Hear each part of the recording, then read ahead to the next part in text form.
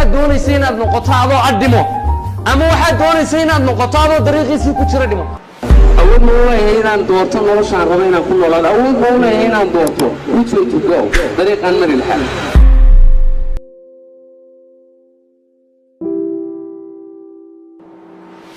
qof walba naga mid ah nolosha wuxuu ka leeyahay hadaf ama qorshe uu hiigsanayo inuu gaaro sanado kadib laakiin waxa adag sanado kadib inaad is aragto adiga riyooyinkaaga la nool ama hadafkaaga ka dhabeeyay miriisana guranayo sababtoo ah dadka badankooda halka maba gaaraan oo ayadoon bala gaarin ayay isdhiibaan sidaasna uga rajo dhigaan hadafka ay nolosha ka lahaayeen qof walba maanta dunida wax ka ah ama dadka ay u arkaan inuu guul nololeed gaaray waxaa jira dhinac madow oo dadka caadiga inta badan aysan ku baraarugsanayn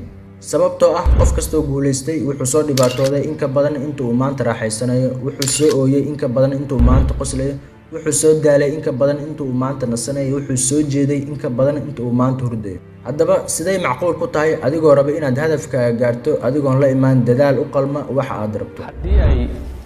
masalada kugu weyn ee mar walba kugu soo noqnoqotaa tahay sideen wax uga bedelaa noloshayda Cristiano Ronaldo maanta waa ciyaartooyga ugu mishaarka badan kubadda cagta sanadkii wuxuu qaataa 200 milyan waana milyaneer waana mid kamid ah ciyaartooyga ugu fiican kubadda cagta soo maray wuxuuna ku guuleystay 5 Ballon d'Or 5 Champions League waana all time top scorer maalintii kubadda cagta la bilaabay ninka ugu goolasho badan laakiin waxaa jirtay habeeno badan oo uu seexan jiray asagoo gaajaysan habeenada qaarna 10 ama 4 saac marka la gaaro maqaaxiyaha McDonald's ka weydiisan jiray cuno soo hartay si uu u cuno laakiin maanta wax walba way isbedeleen in the later night, like 10:30, 11, we are a little bit hungry. So we had a McDonald's next to the stadium where we live, and we always go to the back door and knock the door. Hey, any burgers left? haddaba sheekadana maanta waxaan kaga hadli doonaa dhiirigeliyaha Soomaaliyeed Maxamed Cumar markaad wax bilaabaysaba laba qof baa marka horeba inaad la dagaalantahay tahay mid waa mid adigu kugu dhex jira oo dhaliil badan oo niicla ah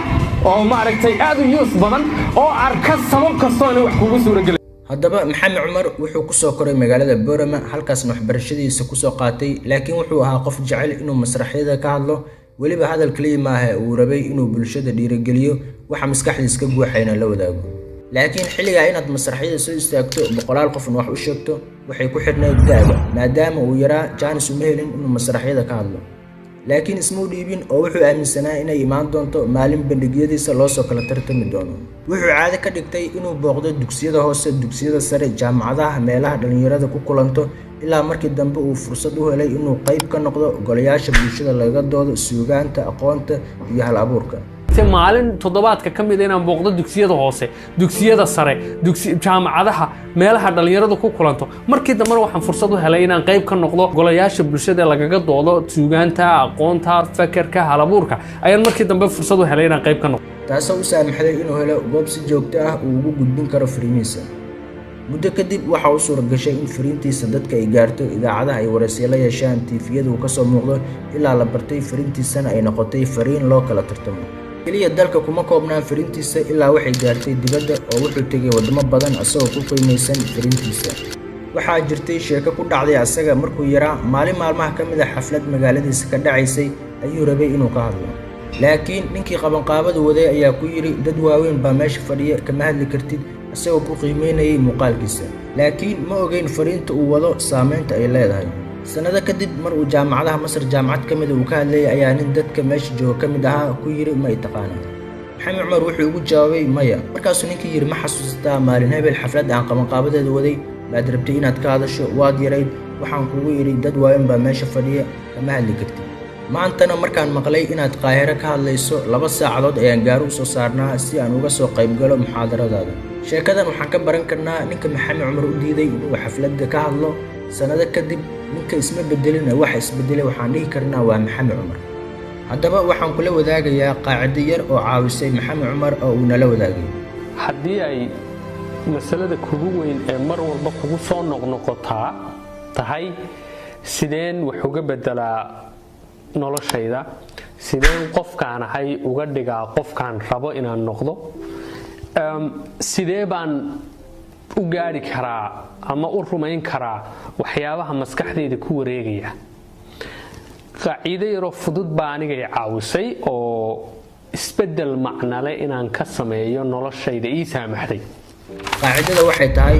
A B C D. haddaan isla eegno qaacidadan oo aan midna isu dul taagno, A oo u taagan attitude. attitude waa manhajaaga qofka, waa sida uu naftiisa u arko iyo wax uu naftiisa ka aaminsan yahay, iyo sida uu adduunka u arko. waxaad naftaada ka aaminsan tahay ayaa qeexaya waxaad tahay. haddaad aaminsan tahay in lagaa fiican yahay, waa sax, waa lagaa fiican yahay. laakiin haddaad aaminsan tahay inaan lagaa fiicnayn laakiin ay duruufaha kaliya ay kala duwan yihiin, waad saxan tahay. haddaba manhajga waa sidaad adiga isku aragto. B waxay u taagan tahay belief.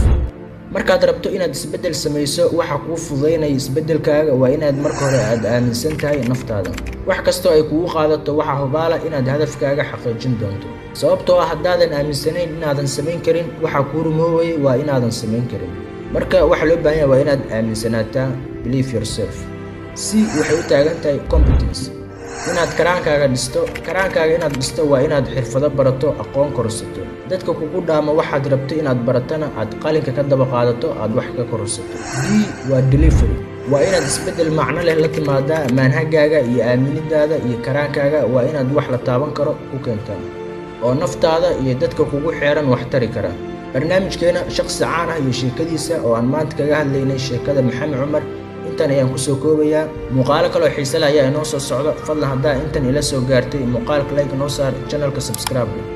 commentigana igula wadaag qofka xiga aad jeclaan lahayd inaad sheekadiisa wax ka ogaato. mahadsanid. sideen qofkaan ahay uga dhigaa qofkaan rabo inaan noqdo.